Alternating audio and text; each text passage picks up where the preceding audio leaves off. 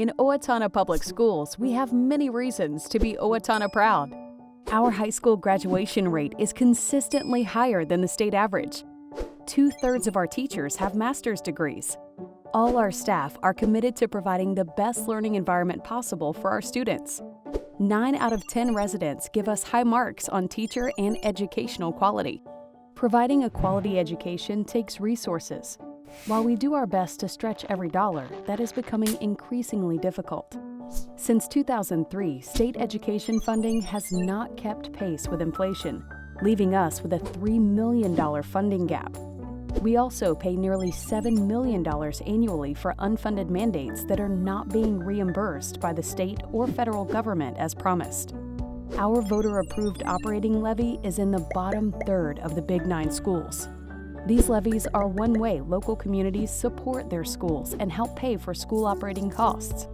We've done our best to meet these financial challenges by tightening our belt and cutting $2 million from our budget this year. But this is not sustainable. After months of reviewing options, the Owatonna School Board unanimously approved placing 2 school funding requests on the November 3rd ballot. Question 1 would simply renew our existing operating levy that voters originally approved several years ago.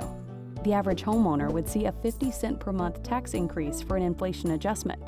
Question 2 asks voters to reinvest through a levy increase.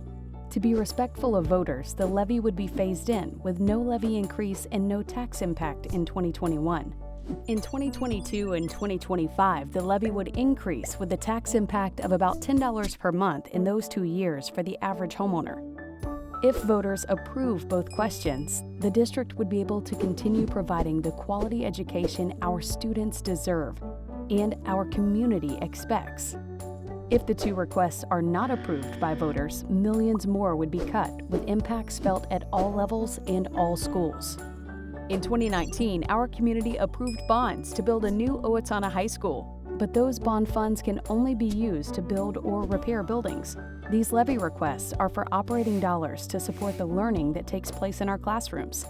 Levies support teachers, classroom supplies, custodians, instructional materials, teaching assistants, transportation, and more. Our residents recognize that strong schools help build strong communities, and they see the value of their return on investment. We've kept our promises to our families and to our kids.